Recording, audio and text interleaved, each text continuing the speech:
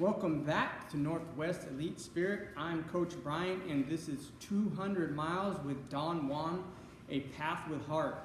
I just finished a 200-mile run/forest march through Gifford Pinchot National Forest. I finished it yesterday in 103 hours and 58 minutes. My goal time was 104 hours, so I came under the mark just by, I beat the mark by 2 minutes. You can't cut it much closer than that. Before we get into the story, I'd like to thank my daughter, who's been by my side for years now. She's been my number one. And when you think about someone who is with you until the wheels fall off, we have had the wheels fall off, and she's still here. She paced me up to Lone Tree Mountain and walked me in for my final 25 miles. And she was also my photographer, my videographer, my chef, and my crew lead. Second, I'd like to thank Lois. Lois is a vet to the ultra running community, and she was a big help. She supported me for my DNF at one other race and at my 70-mile finish at the Burt 100 on Bainbridge Island. She drove the crew car for a short while for this one. Third, I'd like to thank Celtic Elk Campground for acting as headquarters. Celtic Elk Campgrounds has tent sites, RV sites, electric and septic hookups, cabins, and group sites. They also have showers and porta potties. They have a storied history here. People used to come here long ago to take part in their mineral baths, which were said to have healing properties, and I think they're looking at bringing those back. I'll put links to all their social medias and websites down below in the description. So I decided years ago that I wanted to run a 200-mile race, but early on in my training I injured myself pretty badly during the mountain marathon and hillbilly half put on by Guerrilla Running in Capitol Forest at Rock Candy Mountain in Olympia, Washington. I couldn't walk for about 2 months and was told I'd probably never run again and may not even walk again. I never believed that, and I overcame that injury in about 2 months and began taking small walks, then small hikes, and eventually small runs, and then big runs. As I was recovering, I was also experiencing the aftermath of a nasty divorce, but through it all, I kept going, and I didn't forget about the race. It was in the back of my head, but I never forgot about it. So I continued running long distance on my own and didn't really get into any races, and I was avoiding people for a long time. Let's see here. But eventually, by happenstance, I came across some work at that first race I was training for and came into contact with that company, and so I began helping them out, and I earned a spot in some of their races. But through some mishaps, my spot in those races was jeopardized, and there was a chance that I wasn't going to get in, and some of the times were moved around. But I had specific goals set at certain dates, and so I decided that I would keep those dates for myself and wasn't going to let anything get in the way, because those might have been pushed to next year. The spots I earned might have been pushed to next year, but I have different goals for next year, so I decided to go through with these things on my own. What did I say? I decided to make it happen myself, so why not? Why not make it happen for myself? I've been doing that for a long time anyway. Like most of the things that I do, I make happen myself, but not necessarily for myself, because my daughter has been by my side for much of it. So as the time approached for this one, I didn't run train much at all. For a while I was running like 26 miles, between 20 and 26 miles to jiu-jitsu, and then I would train jiu-jitsu and catch a ride home, but I ended up catching maybe COVID at one of those, and it put me down for a while, and I wasn't training, and I was feeling really sick. And then after that, some other things happened, and I've just been hiking a little bit. But somehow I ended up living in Randall, just outside the forest, And so I decided I'd do it here. Leading up to this, like I said, I hiked some, I meditated a lot, and I've been making these videos on Carlos Castaneda's books, the first one being The Teachings of Don Juan. And I think this was a catalyst for it all, because the practices that Don Juan goes into are some pretty powerful things. So I began, and to my amazement, I knocked out 69 miles on the first day. Very fast, very easy. Up past Covell Creek Falls and Angel Falls, up to Burley Mountain Fire Lookout. Burley Mountain Fire Lookout is one of just 3 remaining lookouts here in the Gifford Pinchot National Forest. It was built in 1934 and is still active today. And the route up there utilizes nature trails, a forest road, and a short hiking trail to access the site. From there you can see Mount Rainier, Mount St. Helens, and Mount Adams. I'm going to try to get in my panorama view photo in this video. We'll see. If not, I'll just find some photos to share with you guys. And that was a lot of forest roads, so like chunky rocks, and it was even though it was fast, forest road is hard on your feet. But then you get back down onto the trail, and that's kind of nice because it's softer. So then up to Lone Tree Mountain, where my daughter and our puppy paced me. And as we approached the top, we ran into a lot of bear scat, a whole lot, and the piles were like very big. So I suggest if you ever want to go up to Lone Tree Mountain here in the Gifford Pinchot, take bear spray or firearms. The view up there is beautiful, and so you'll get to a certain point and it'll say, point to the right and say 2 miles up is Lone Tree Mountain. But on your GPS it shows Lone Tree Mountain, the peak is up further, and it is, but you can't get there because there's a slide that has wiped out the whole side of the hill. It's like cut off sheer. So there's no way to get there. Let's see here. So on the way back down, we hiked back down the 2 miles, and my daughter hopped into our crew car. And man, the trail is hard-packed forest road, which was tough, enough on the way up. But on the way down, it began to hurt a little bit. So I met my daughter and Lois and let them know where to meet me next. And I ate, I slept, but I misspoke when I let them know where to meet me next. And a few times I told them to meet me at Tower Rock Campground, and I meant that they should meet me near it. And I realized my mistake and grabbed my phone so I could be clear about where I wanted to meet them. And they both nodded yes, that they understood, but there was some confusion. So I get to the designated spot to head up to the tower, and they aren't there. And I was tired and getting a little cranky, and I cursed them a little. I had one headlamp, which was partially used, and my phone battery for GPS was really low. And I didn't want to head up there in the dark. So I waited for a bit, and then I decided to head up anyway because, there's a time restraint that I'm thinking of.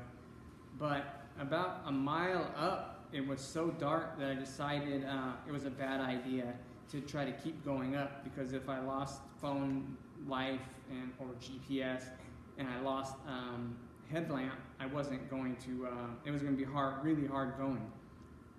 So I headed back down and waited at the bottom where I had told them to meet, and they still didn't show up.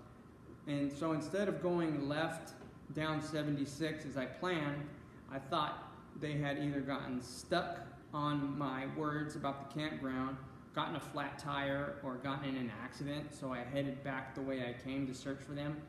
And as I came near the campground on the road, I saw a car coming, and it stopped. But it was strange because they stopped on the road, and I was kind of tired. Well, I wasn't kind of tired. I was very tired. And I was like, am I hallucinating? Because you imagine the car would keep coming, but it was a light that just was coming, and then it stopped. And I was like, is that a UFO or something like that? Just because when you're tired, you start, having these slippery thoughts. But it was them, and they were near the campground, and they saw my headlamp, and that's what sent them my way. I slept a bit and headed back up to Tower Rock with 2 fully charged headlamps and a fully charged phone. And man, the road rock was even chunkier than before. It seemed to just get worse. It could be just that my feet were getting more tender. But I'm heading up there, and I got to the turnoff that I thought was out to Tower Rock, but my GPS said it wasn't, so I kept going up. And then when I finally decided to check my phone again, I was about a half mile up, and it said, yeah, that was the one that you were supposed to turn on. So I went back down. My GPS was now saying it was further down, but just having deducted that my GPS is messing up, I turned down it's kind of hidden by brush, this dirt road, and man, the dirt there was so nice and cushy. It was like running on like pillows, but that didn't last for very long. But it did turn into a trail that was even softer, and then that didn't last for long, and it turned into a trail that was kind of hard, but very gnarly. There was like down limbs everywhere, and there was brush all over the place, and it was kind of marked, but it was like marked animal trail. So it was like hard to discern the actual trail. Even where there was like a marker where the trail was supposed to be, it looked like there was no trail there. And it like zigzagged all over the place and like went in between like thin areas to squeeze through. And my GPS was telling me that the trail was way over there, then it was telling me that it was way over there, and it was very hard to find. And I eventually got off trail, and it was like really dangerous because all the like you'd step up. It looked like things were flat, then you'd step up on a log because you're off trail trying to find the trail again, and it'd be like a big drop down to the other side, and limbs and brush all over the place. So I was like getting tangled up and tripping and having to like jump down, and I was very close to Tower Rock, but I wasn't. It was dangerous for me to be there. The sun was coming up and there was a little light in there, but I figured that if I persisted in trying to find Tower Rock, I was probably going to get lost or injure myself, or both. And so I turned back and decided that I'll probably hike up there another day with my daughter. So turned back, and it turns out that it was good that we had that mishap where they didn't meet me there before, because if I would have gotten up there in the dark, it would have increased the likeliness of my being injured or getting lost, or both. So I headed back down to meet them, and the road really beat my feet up. Took another nap and ate at the car before heading back here to Celtic Elk headquarters via concrete road. So like in between all this stuff, I'm beating my feet up too on these concrete roads. On the, it's the National Forest, so on the sides you can find some soft spot where like plant debris and has built up, but it's not a whole lot. And so once I got back to Celtic Elk, I decided I was done with those chunky rocks and forest roads, and had recently found a road, hiked a road nearby that had soft dirt and softer road. So I decided that I was going to finish off here. So my next leg was 11 miles, and I did that in like 2.5 hours. It's very fast. I was pretty much running most of the time. But that pace only lasted for that loop. And after that, most of the loops on the same road were like 3 to 4 hour loops. I set a goal of 104 miles, and I finished in 103 hours and 58 minutes. I think that's an attestament to the power of visualization, to be able to cut it so close, but also the dangers of visualization too, because if you set something in your head, you can hit it dead on, but if anything goes wrong at all, or you get some doubts, or you become demotivated, and you slow down, you put yourself over. And I also came close, like I was 3 miles an hour was my goal with sleep and everything. So I was hitting that 3 miles an hour mark pretty consistently. So how did I do this? Well, this was a goal I set for myself years ago, and I never gave up on it entirely, though I forgot about it. It was always in the back of my mind, and I just decided that nothing was going to stop me this time around. Like it looked like the races were going to maybe fall through or weren't certain with this company, and so I just decided it was going to happen with or without them, or actually without them, because I didn't want any doubts. And if we're going to talk about the teachings of Don Juan, this is a path with heart for me. Don Juan talks about choosing a path with heart, and how a path with heart is not hard, and you love it. And though my feet hurt, and though this was long, and though I needed sleep, I loved every minute of this. I never thought about quitting even once. I did get upset when my crew wasn't at the bottom, but I didn't let that stop me, and I didn't stay upset long, maybe 20 minutes, and I just put it out of my mind.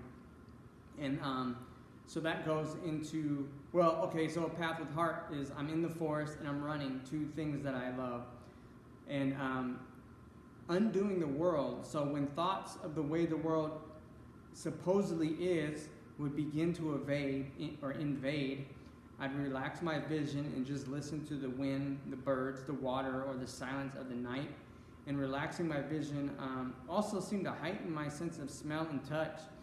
So the flowers, the plants, the berries, the trees, even the water, or like the wood debris would just smell so beautiful that it was wonderful and very enjoyable. And then even my sense of touch was off the charts. So like when the breeze would come through and touch my skin or go across my hair or even the hairs on my arms, it was like I don't even know how to describe it. It was a beautiful feeling. It was very nice when it would happen. Or when the sun would touch my skin, things like this. And I'd get like a great sense of relaxation and relief. Oh, and when I talked about the soft ground, like off of going up towards Tower Rock, and there's some spots along this path that I chose nearby, that when I would step onto them, like a ripple of relaxation and joy would like ripple up through my body, and I would like literally, and the sense that this gave me was like a great sense of euphoria, and I would get like goosebumps over my whole body. And so redoing the world, we create the world with our thoughts and our words, and that's why we undo the world by stopping the words we tell ourselves and others, and we can redo the world by telling ourselves something else. We don't have to share these new things we tell ourselves with others, but I'm going to tell you the things I was telling myself now. And it was during rest periods at headquarters, I'd listen to this fast healing recovery affirmation video that I'm going to share with you guys below. It's not mine, it's somebody else. But I was telling myself as I fell asleep that I have superhuman healing and recovery, and that I'm healing immediately on a cellular level, and that my body is healed entirely at a cellular level. And I think that had a lot to do with my ability to recover and get up and go again. And even today, even though I finished 200 miles yesterday, I went out and hayed a little bit today. And I don't know if you've ever hayed before, but haying is hard work, and I still have the energy for that. Erasing personal history is another lesson Don Juan gives, and this is an area where I did have to just let some things go. We all have history that we tell ourselves about people, places, and things, like things that have gone on in our past. And if any of those thoughts come in, you can notice, if you're paying attention, that you slow down and you lose energy. And especially if those thoughts were like things I could do nothing about, I'd say to myself a phrase I learned from, I think, Byron Golden. And Byron, I don't know if you're ever going to watch this video, But if someone who watches this video that does watch Byron knows, they can correct me on this. But I took a phrase I learned from him, and it was save energy, redistribute energy, build energy. And I could say this to like a hut 2, 3, 4 rhythm, and it would keep me going. Though that was hard for the last 25 minutes, for those last 25 minutes or 25 miles, for those last 25 miles when I was really tired and it was harder to pay attention, and it was harder to keep those thoughts going. It seemed like those old intrusive thoughts kept trying to break in. I pulled it off though. So losing self-importance. When you're out here in the forest, you hear these beautiful birds singing, and when they'd sing, I'd out loud verbally thank them for providing me with music. Don Juan says to Carlos that he has to if he wants to learn about plants, he has to lose his self-importance. And one of the ways he suggests, or he says that Carlos has to do that, is to talk to the plants. Because the plants are just as important as Carlos. Carlos is not more important than the plants. So when the birds would sing, I'd thank them for their beautiful music. And I'd thank them for greeting me. I'd talk to them as if they were greeting me. And I would greet them when I would hear them. When I'd sit under a tree, I would out loud, verbally, thank the tree for shade, and even like pat the tree and say, oh my goodness, thank you so much. And if it was a big impressive tree, because there's some big trees out here, I was like, oh, you're such a big, beautiful tree. Thank you so much for sharing your strength and your power and your shade with me. Or if I was leaning up against it as I sat there, I would say, thank you for supporting me when I'm so tired, things like this. I'd thank the flowers for sharing their beauty and their scent. I'd thank the sun when it would come out, because when you're running through the night, it's pretty uncertain. I did a lot of running, again, turning off my senses, turning off my vision and using my hearing, so I would have my light off when I could still see a little bit. And but when the sun came out, there was a sense of relief, and I thanked the sun for that. And I thanked the sun for kissing my skin and warming me up. And it would also bring out, when the sun hits the flowers or the debris on the ground, it smells really nice. So I thank the sun for that. But I'd also thank the darkness for providing me with a chance to face fear of the unknown. I'd also thank the darkness for providing me the chance to face my fears of the unknown. Because like I said, when you're out there, you hear things, especially when you're not using your eyes so much and you're doing the hearing practice, you hear all kinds of stuff. And so I would thank the darkness for giving me a chance to do that, to face my fears and to practice listening. I did get upset for a short while when Lois and Kylie weren't at Lone Tree, and I began telling myself, so when Lois and Kylie weren't at Tower Rock, I got upset for a while, and I started telling myself, they're irresponsible. What are they doing? Why wouldn't they be here? Like, getting upset with them. But that didn't last long, and I just told myself a new story that maybe that they were stuck on my first words that I said, or that they could, have gotten in an accident, or that they had a flat tire. So I just relaxed and went and sought them out, and we rectified the problem really quickly. So I talked about when I went to sleep, the affirmations. I also, though, used a video, well, not a video, but a technique that I've made a video on for putting myself to sleep. And I was able to put myself to sleep almost on demand. It's from a technique I learned from lucid dreaming.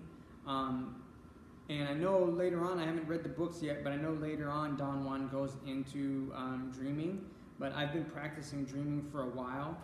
And so, like at one of the 200 plus mile races that I didn't finish, I started to see vivid images when I'd close my eyes to go to sleep.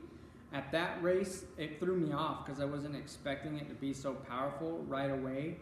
But during this run, it was like amusing. It was like, oh, it's this again. and there wasn't any worries, and I'd see pretty vivid images as I closed my eyes, and I even like said out loud verbally to my daughter that I was seeing vivid visuals, but I couldn't describe them to her, because though I was seeing them and I'm like pretty clear with my words now, then I was tired and I was seeing these things and it was just coming out like like, you know, kind of goofy. They were strange and they were like evolving as I would engage with them. And what I saw was like these patterns made up of plastic. It was like a plastic toy, and even like children's cartoon stuff printed all over them.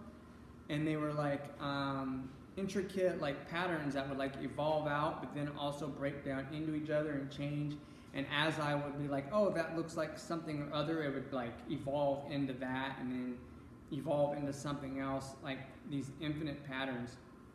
So this has been 200 miles with Don Juan,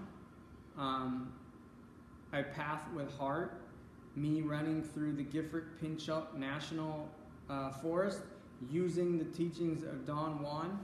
I'm going to share links to how to put yourself to sleep below. I'm going to put a link to the Rapid Healing Affirmations video that I used below, and I'm going to put links to the social media of the two ladies that I thanked and to the website for Celtic Elk Campground here. If you haven't hit the subscribe button yet, do that now.